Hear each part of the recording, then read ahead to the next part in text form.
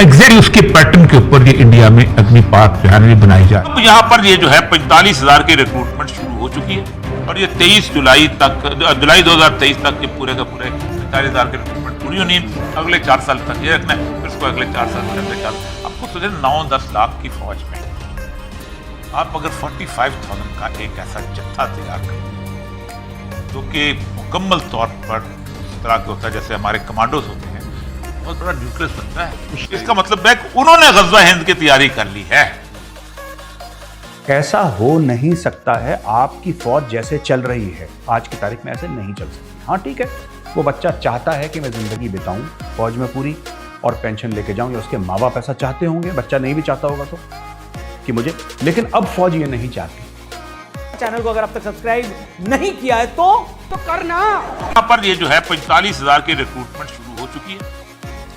इसमें उन्होंने वेपन्स की परचेज के मंसूख कर दिए।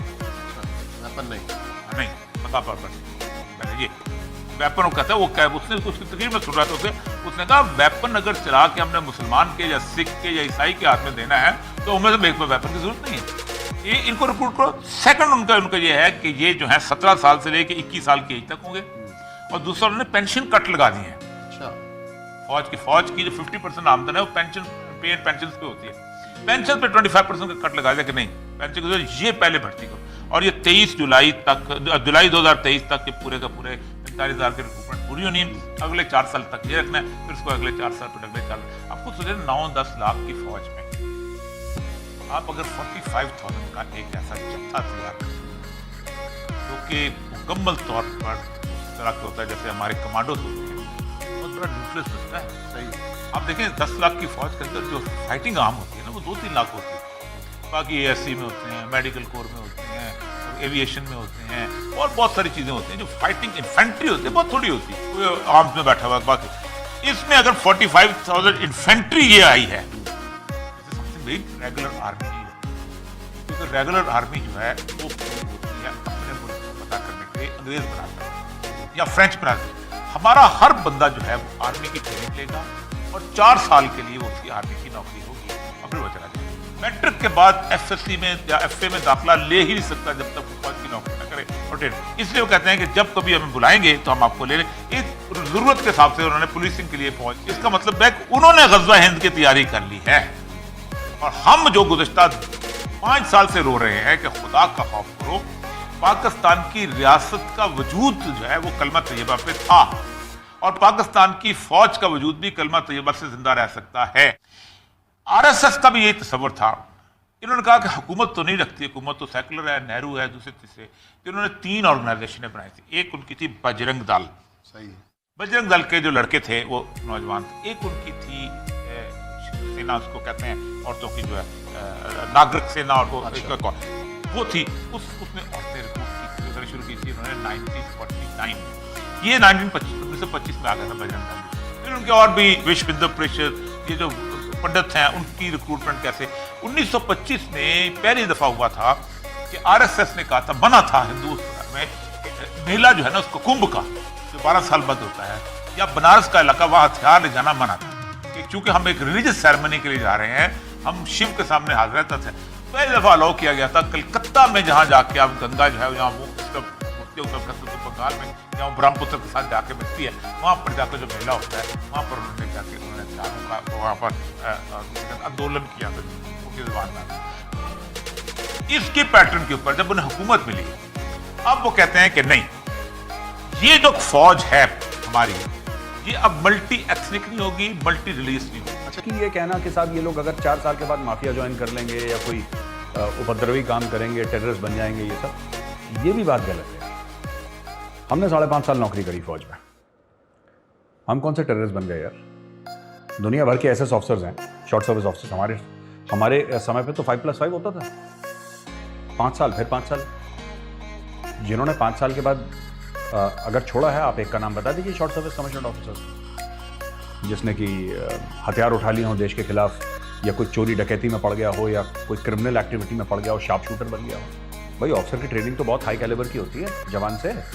ऑफिसर की ट्रेनिंग में तो और 10 चीज़ें सिखाते हैं। ऑफिसर की ट्रेनिंग में तो सिर्फ ऐसा नहीं कि सिर्फ ट्रिगर दबाना, ऑफिसर को तो प्लानिंग करना भी सिखाते हैं।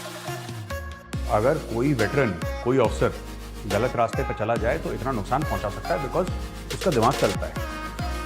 देखो यार, ट्रिगर वाली उंगली ना ये सबकी चलती है, फौज में सबकी चलती है, लेकिन जो दिमाग है, जो बंदा बैठ के प्लान कर सकता है ना, जो प्लान कर सकता है कि तुम यहां से जाओगे, तुम ये करोगे, ये पूरा प्लान और इस तरीके से प्लान, वो ज़्यादा खतरनाक होता है, सिर्फ शूटर नहीं। और मुझे नहीं लगता कि आज तक मेरी नॉलेज में एक single short service commission officer नहीं है जिसने ऐसा काम करा है। तो ये कहना कि ये चोरी में पड़ जाएंगे, ये डकैती में पड़ जाएंगे, एंटी सोशल, ये सब मुझे नहीं लगता इन चीज़ों में दम है। ये मेरी जाती राय है। ये जो पॉलिसी है इंडियन आर्मी ने फॉर्मुलेट करी, इंडियन आर्मी ने फॉर्मुलेट करी, यहां से फॉर्मुलेट होकर वो आर्मी चीफ के पास गई, वहां पे फिर वो सीडीएस के पास गई, जनरल बिपिन रावत के पास, फिर वो ऊपर गई। मोदी हाय हाय क्यों हो रहा है मुझे अभी तक समझ में नहीं आया। क्योंकि देखिए बात यह है कि हाँ ठीक है, गवर्नमेंट ने अप्रूव करी है, गवर्नमेंट ने अप्रूव करी है ये स्कीम, इतनी बात सच है, मिनिस्ट्री ऑफ डिफेंस ने अप्रूव करी है, तभी तो स्कीम आई है, वरना नहीं आती। लेकिन fact of the matter, scheme लाना कौन चाहता है? एमओडी में थोड़ा ना इतने एक्सपर्ट्स बैठे हैं, एमओडी में तो 99% लोग सिविलियंस हैं, उनको क्या पता कि फौज की ट्रेनिंग कैसे होती है, क्या होती है। अगर एमओडी में आप जाके देखेंगे, एमओडी में 99% या 95% सिविलियंस है वहाँ पे, फौजी तो बहुत कम है। ये एक और रोना है, इसके ऊपर एक दिन और वीडियो बनेगा कि साहब वहाँ पे तो सिविलियंस से सिविलियंस भरे, वहाँ तो फौजी है ही नहीं। अब क्या हुआ है कि फौज ने बोला कि हमें अग्निपथ की स्कीम चाहिए, सरकार ने स्टडी करा, सरकार ने बोला we are sure, yes we are sure, done, सरकार ने डन कर दिया, स्कीम आ गई।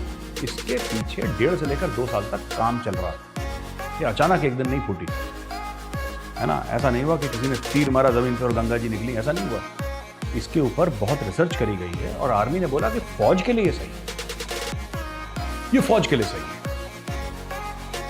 ऐसा हो नहीं सकता है, आपकी फौज जैसे चल रही है आज की तारीख में ऐसे नहीं चल सकती। हाँ ठीक है, वो बच्चा चाहता है कि मैं जिंदगी बिताऊं फौज में पूरी और पेंशन लेके जाऊं, या उसके माँ बाप ऐसा चाहते होंगे, बच्चा नहीं भी चाहता होगा तो कि मुझे, लेकिन अब फौज ये नहीं चाहती। तो मुझे लगता है कि इन सब चीज़ों को ख़त्म करना चाहिए। जो लोग हैं जो ट्रेन चला रहे हैं वो जेल जाएं और उनको सिर्फ जेल में ही रोटी मिले, क्योंकि बाहर उनको ना मिले। वेबसाइट की जो मैं बात कर रहा था, दैट इज़ वेरी इंपॉर्टेंट। वो वेबसाइट में इन सबके नाम होने चाहिए, इनके आधार कार्ड की फ़ोटो होनी चाहिए, इनका पता होना चाहिए, सब कुछ होना चाहिए कि अगर ये बिहार के, यूपी के या तेलंगाना के या आंध्र प्रदेश के किसी गांव में भी किसी फैक्ट्री में जॉब के लिए अप्लाई करें, फैक्ट्री वाला कंप्यूटर में देखे कि भाई इस शक्ल वाला यहाँ पे है कि नहीं, सॉरी तुमने ट्रेन चलाई थी, तुम्हें नौकरी नहीं मिलेगी। और गवर्नमेंट शुड से सिंपली, अगर तुमने किसी भी आगजनी वाले को तुमने नौकरी दी, तुम्हारा बिजनेस का लाइसेंस ही कैंसिल कर देंगे, तुम भी सड़क पे आओगे। You have to take very very, you can't go on burning public property. आप कितने भी आपका जो वो हो कॉज, वो जेन्युइन हो, you can't burn public. Please subscribe, whatever.